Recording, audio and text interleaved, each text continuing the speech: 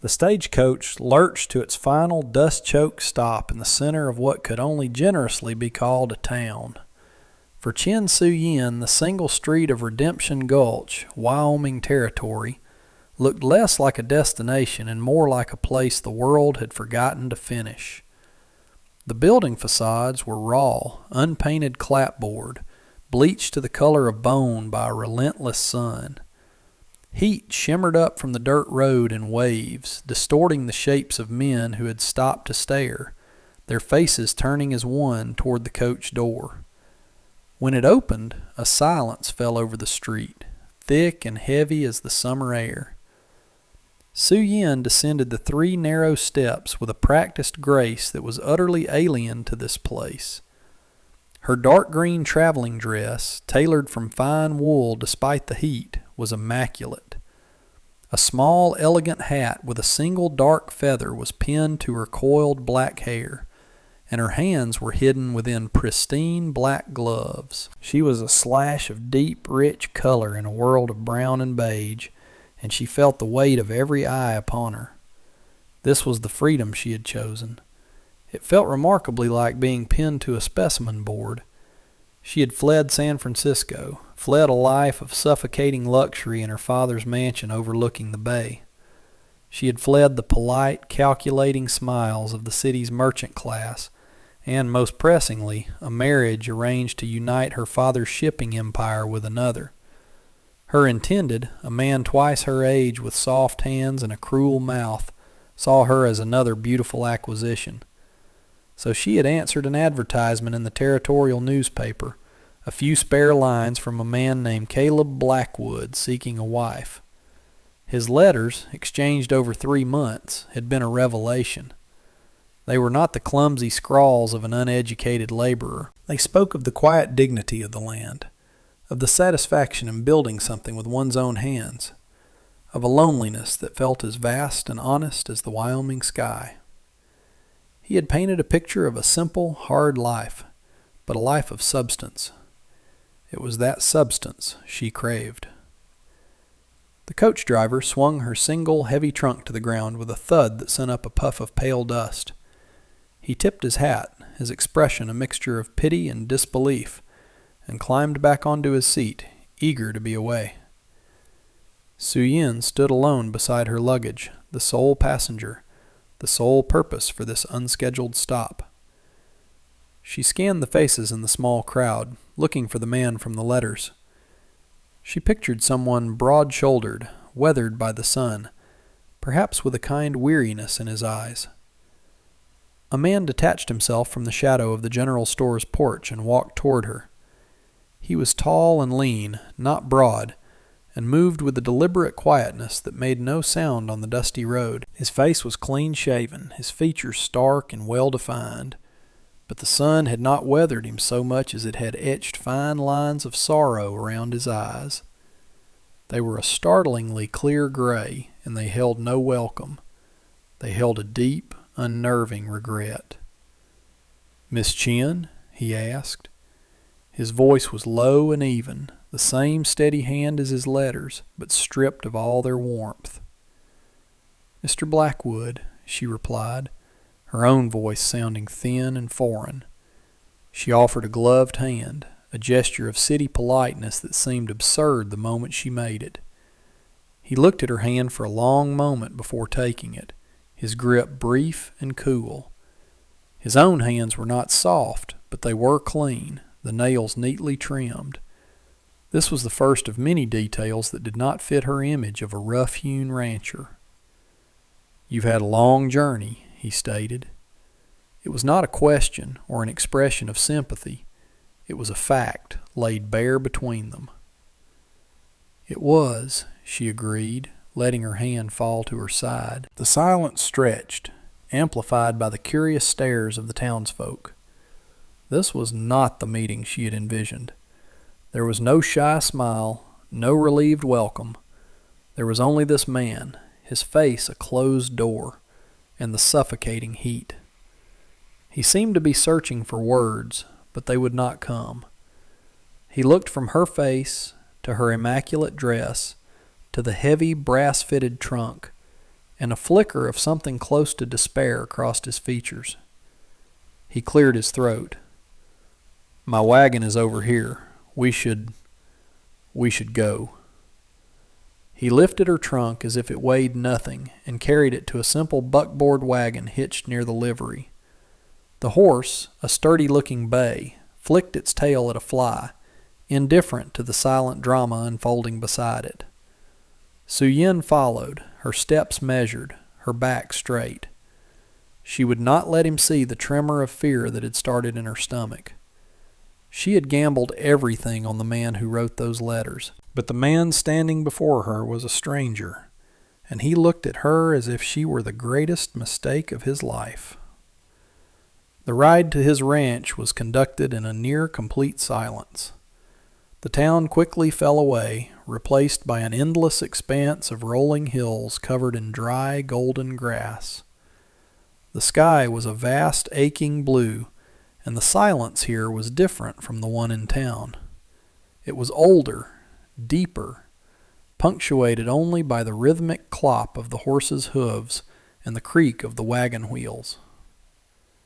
Caleb Blackwood kept his eyes on the horizon, his hands loose but sure on the reins. He did not look at her once. Su-yin, for her part, tried to reconcile the man beside her with the one whose words she had memorized. The man in the letters had written of the subtle changes in the light on the plains, of the hawk's cry that was the purest sound he knew. This man seemed to see none of it. He seemed walled off from the very land he claimed to love. The hope that had sustained her across 1,000 miles of rail and road began to curdle into a cold dread. She had not fled one prison simply to enter another, more desolate one. Finally, she could bear it no longer. "Mr. Blackwood," she began, her voice steady despite the turmoil inside her, "your letters spoke of a partnership, of building a life here. Have you had a change of heart?" He flinched, a barely perceptible tightening of his shoulders. He kept his gaze fixed ahead. "The letters were an indulgence. The reality of it is something else." "The reality of what? Of me?" The question was sharp, sharper than she intended. At last he turned to look at her. His gray eyes were filled with a profound and baffling sadness. "The reality of this place. It's no place for a woman like you." "A woman like me?" she repeated, a cold anger beginning to replace her fear. "You know nothing of the woman I am. You see a dress and a pair of gloves, and you've made up your mind. I see someone who belongs in a city, with paved streets and society," he said, his voice flat. "Someone who has never known a day of true hardship. This land, it takes things from you." He turned away again, his jaw set. "This was a mistake. When the freighter comes through next week, I'll pay your passage back to Cheyenne. From there you can get the train." The words hit her with the force of a physical blow.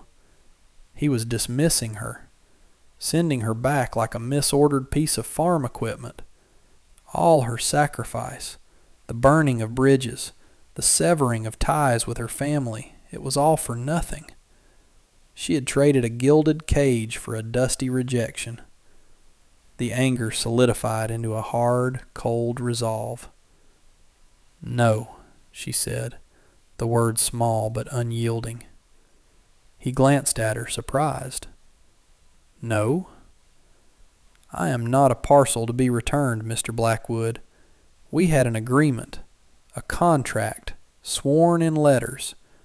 I have upheld my end. I am here. I will not be sent away because you have lost your nerve." A muscle worked in his jaw. For the first time, a flicker of something other than sorrow appeared in his eyes. Respect, perhaps, or at least surprise.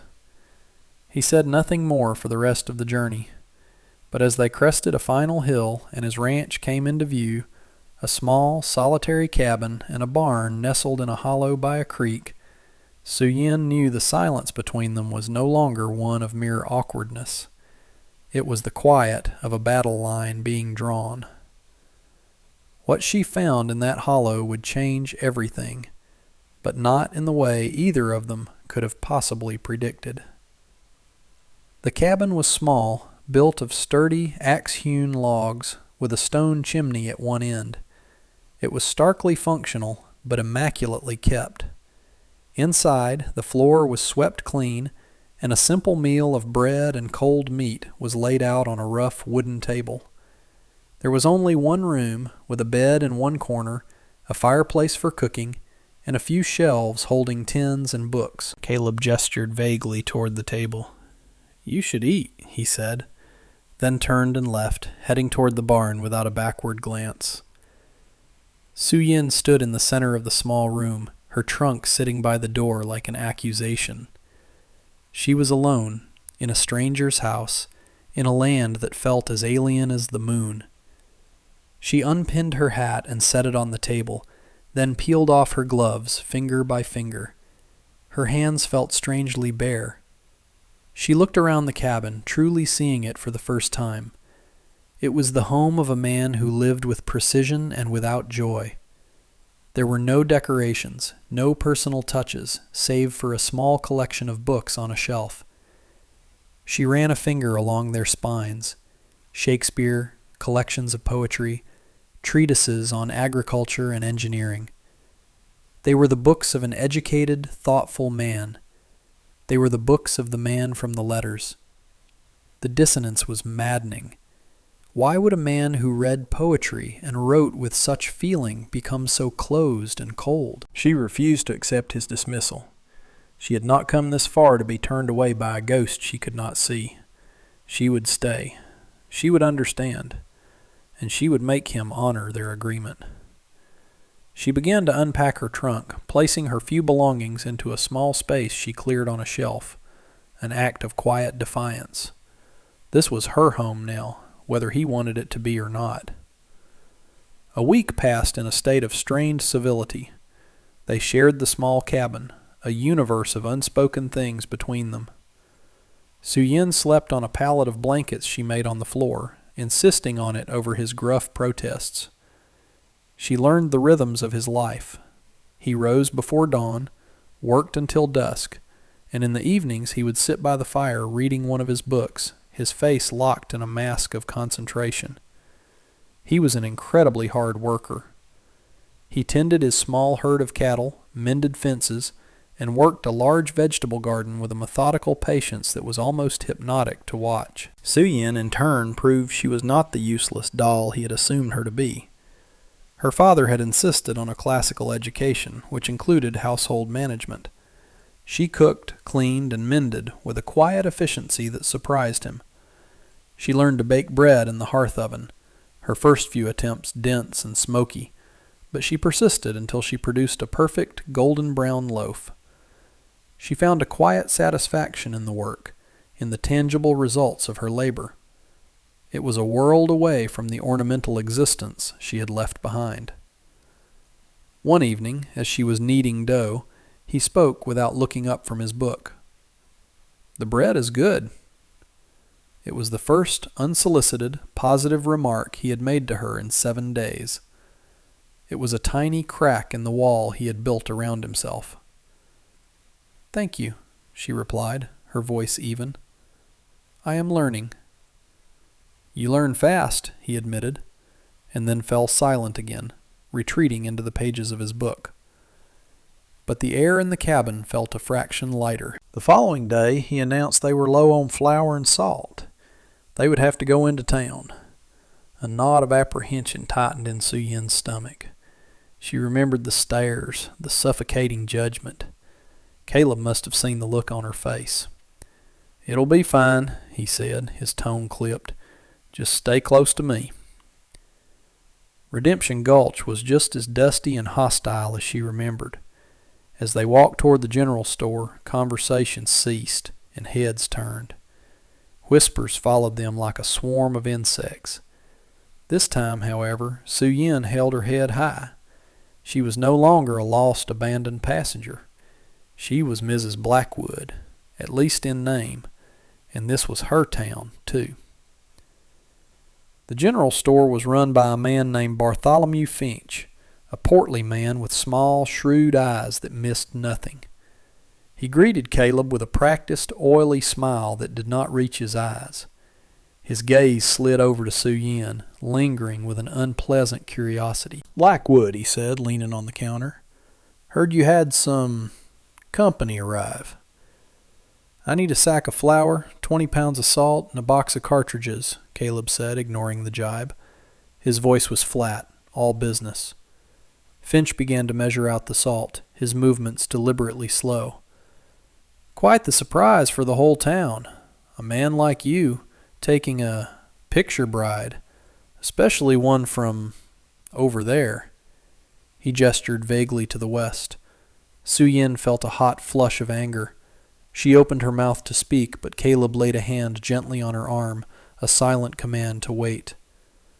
"My wife and I are here for supplies, Finch, not for conversation," Caleb said, his voice dangerously quiet. Finch chuckled, a nasty, wheezing sound. "Wife, is it? I don't recall seeing a marriage license filed with the territorial clerk. A man can get in a lot of trouble for cohabitating with an alien woman outside the bonds of matrimony, especially a China woman. There are laws." The air in the store went still. Two other customers, a pair of grizzled miners, stopped their browsing to watch. Finch was not just being rude. He was making a public, legal threat. Su Yin's heart pounded. She looked at Caleb, expecting to see anger, a flash of violence. Instead, his face was calm, his gray eyes as cold and clear as ice. He did not raise his voice.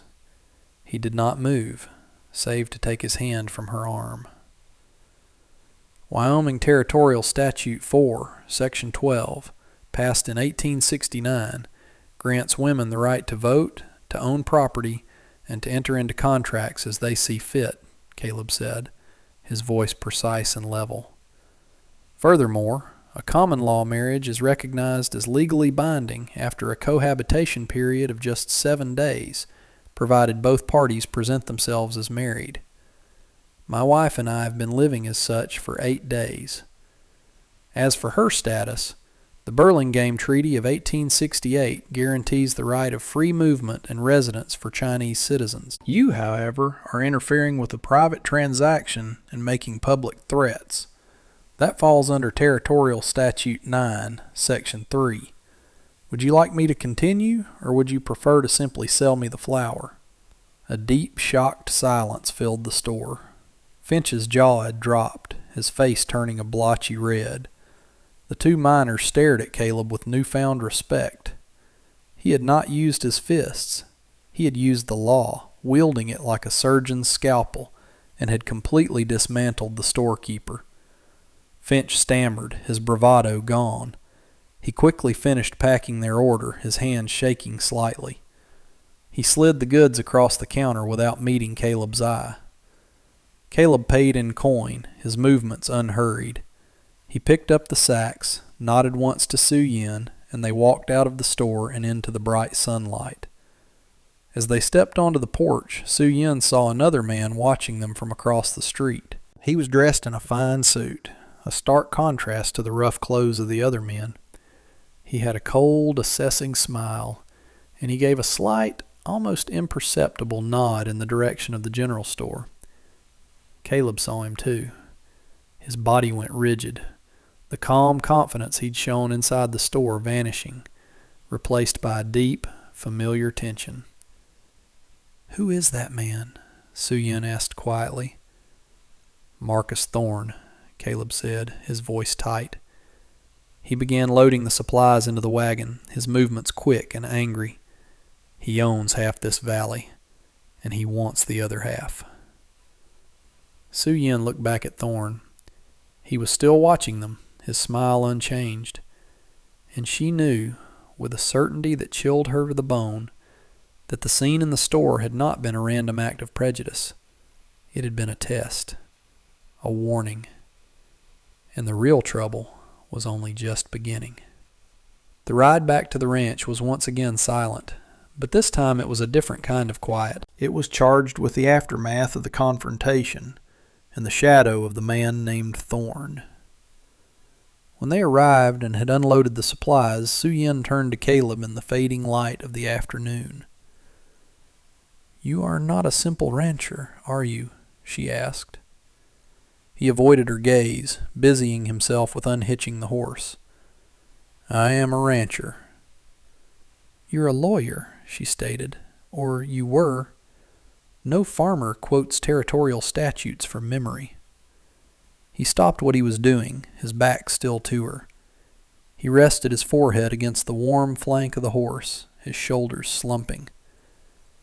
"I was a clerk in a law office in Philadelphia a long time ago." The confession hung in the air. It explained the books, the precise language, the way he had dismantled Finch. It was another piece of the puzzle, but it only deepened the central mystery.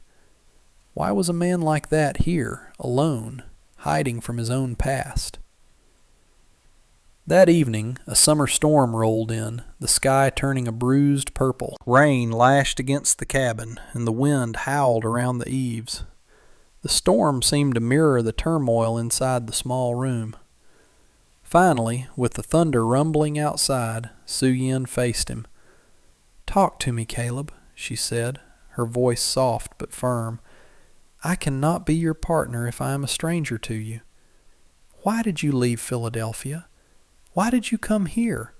And why did you ask me to come, only to push me away?" He sat at the table, staring into the fire, for a long time.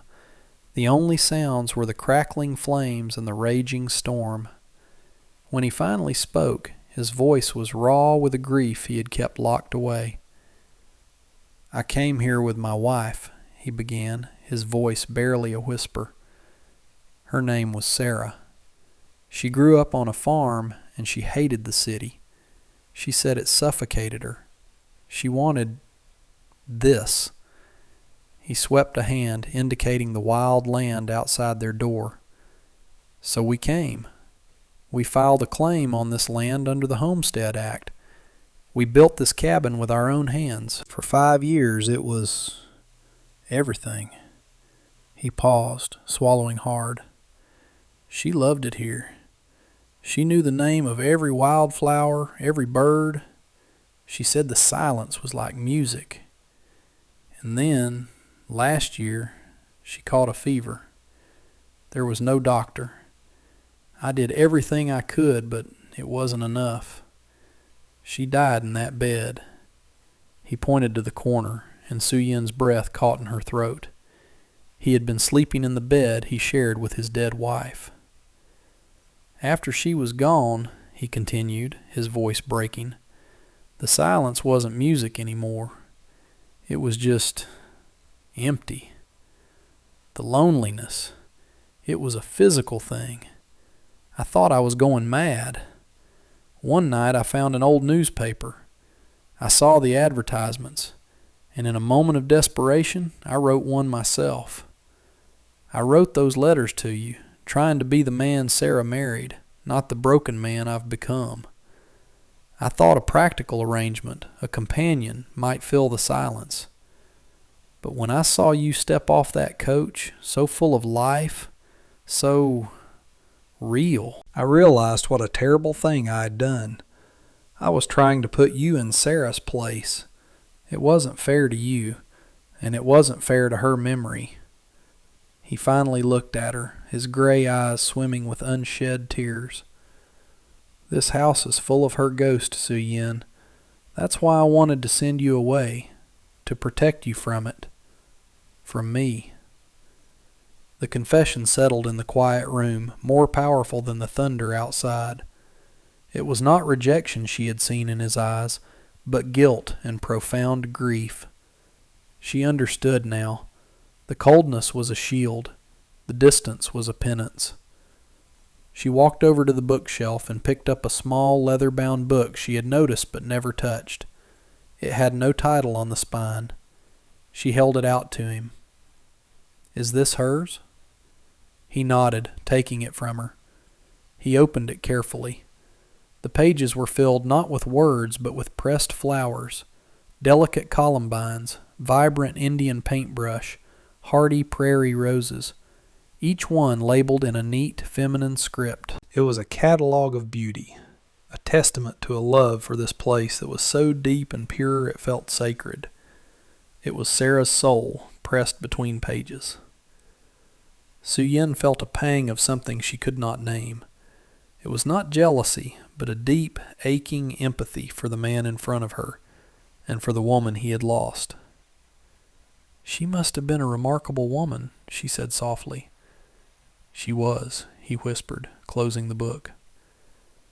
Before either of them could say more, a hard, insistent pounding came from the door, loud enough to be heard over the storm. Caleb's head snapped up, his grief instantly replaced by alarm.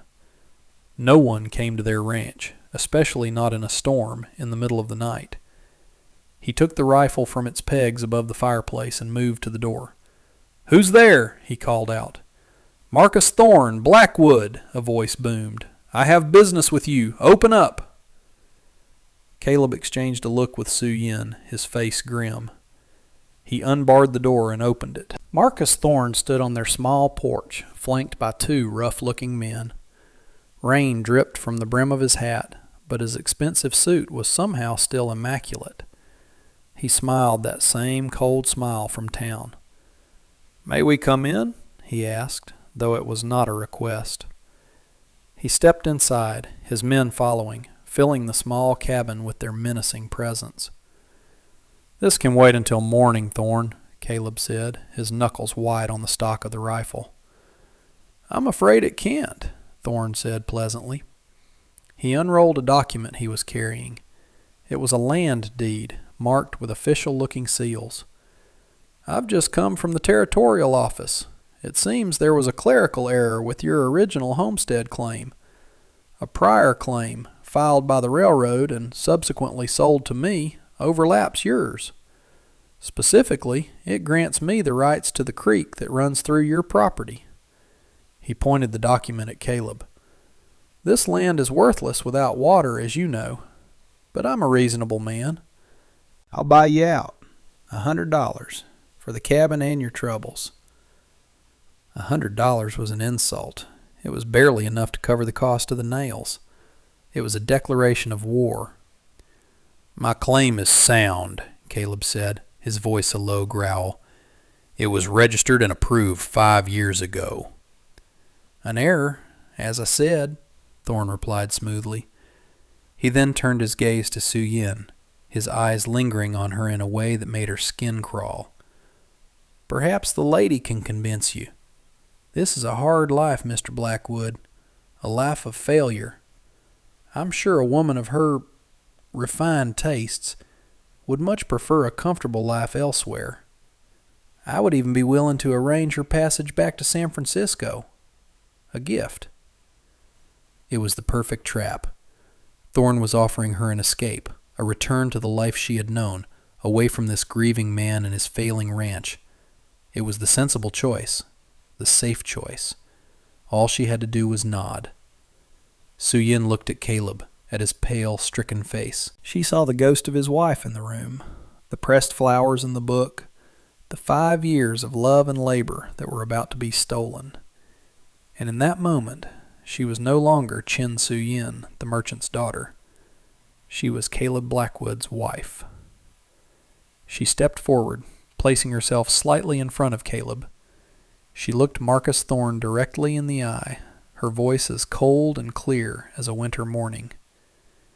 "Mr. Thorne," she said, her English perfect and formal, "you seem to be under the impression that this is a negotiation. It is not. This is my home. You and your men are trespassing. I suggest you leave before my husband is forced to remove you." Thorne's smile faltered. He had expected a frightened foreign girl. He had not expected this composed, defiant woman. He looked from her to Caleb, who now stood taller, a flicker of life returning to his eyes. He had not been fighting for himself, but now he had someone to fight for. Thorne scoffed, rolling up his document. Have it your way. The law will see me right. You have 1 week to vacate before I dam the creek. He turned and strode out into the storm, his men following close behind. The door closed, plunging the cabin back into silence, broken only by the rain. Caleb slowly lowered the rifle and looked at Su-Yin. The wall around him had crumbled, and in its place was a raw, stunned gratitude. He had been ready to lose everything because he had nothing left to fight for, but she had just given him a reason. "Why?" he asked, his voice thick with emotion. "He offered you a way out." "You said this land takes things from people," she replied, her gaze unwavering. "I will not let it take this from you, from us. We had an agreement, Mr. Blackwood, a partnership." The storm outside raged on, but inside the small cabin something had shifted. It was no longer a house of ghosts, but a fortress held by 2 people against the world. The next morning the storm had passed, leaving the air clean and fresh. The fight with Thorne had changed everything. The tentative truce between Su-Yin and Caleb was forged into a true alliance. They had 1 week. Caleb, shaken from his grief-stricken apathy, became the man from the letters again, intelligent, resourceful, and determined. "He's bluffing," Caleb said, pacing the cabin floor. "A forged deed is useless if the original claim is properly filed. The records are in Cheyenne, but it would take me 2 weeks to get there and back. He knows that." Su-Yin was thinking of her father. He was a ruthless businessman, but he respected the sanctity of a contract above all else. He had taught her that power lay not in brute force, but in information and procedure. "Telegraph," she said suddenly. Caleb stopped pacing. "What?" "We can send a telegraph to the Territorial Land Office in Cheyenne. We can request a confirmation of your deed sent by return wire to the marshal's office here. It would be official." It was a brilliant idea, a way to use modern technology to bypass the obstacle of distance. But there was a problem.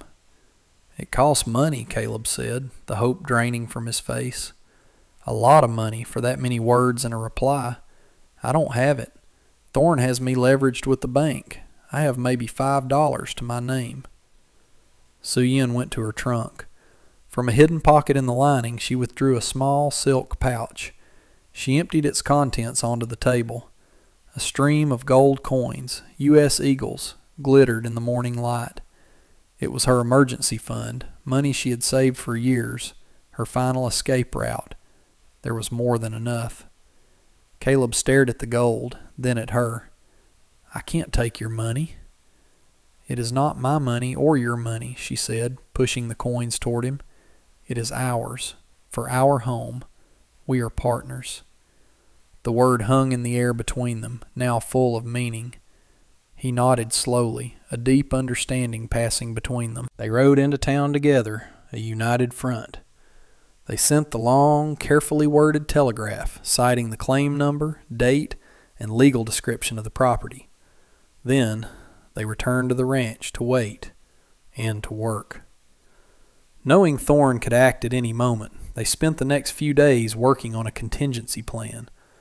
Caleb had identified a spot on the property where the ground was often damp. He believed there was a spring underground. Together, they began to dig a well.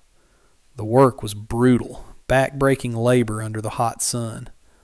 Su-Yin, in a borrowed pair of Caleb's old trousers and a simple shirt, worked alongside him.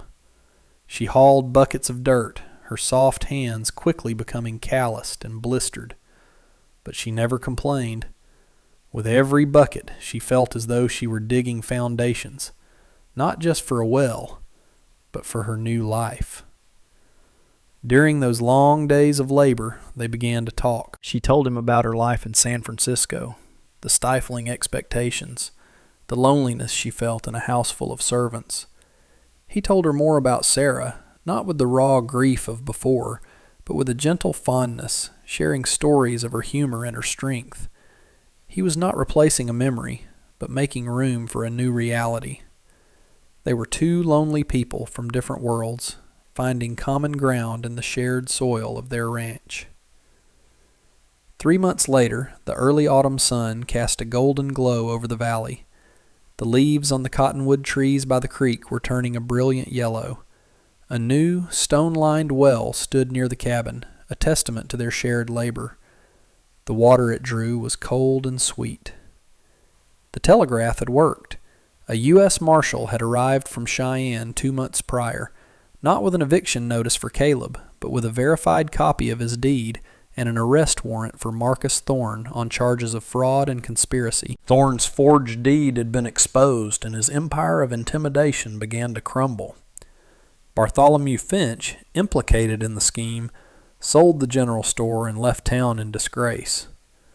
The people of Redemption Gulch, who had once stared at Su Yin with suspicion, now nodded to her with a quiet respect. One evening, as the sun set, Su Yin stood on the porch of the cabin looking out at the land. It no longer felt alien or threatening. It felt like hers. She wore a simple dress of blue calico, and her hands, though calloused, were strong. Caleb came to stand beside her. The deep sorrow in his eyes had been replaced by a quiet, steady peace. He held out his hand. In his palm was not a pressed flower from Sarah's book, but a single, perfect, wild prairie rose he had just picked. He didn't say anything, just placed it gently in her hand. She curled her fingers around the stem, careful of the thorns. The silence between them was no longer empty or tense. It was comfortable, filled with everything they had built together. It wasn't the passionate romance of stories, but something quieter, stronger, and more real. It was a partnership, forged in grief and defiance, and earned with sweat and soil. She had not come to the West seeking love. She had come seeking freedom. But she had found that true freedom wasn't about escaping a cage. It was about building a home you were willing to fight for. Caleb had not sought a new wife. He had been looking for a way to fill an unbearable silence. But he had found that the best way to honor the past was to have the courage to build a future. They had both found something far more valuable than what they thought they were looking for. They had found each other. And that brings us to the end of this one. If you stayed with me all the way through, thank you. Stories like this one only get told because folks like you sit down and listen.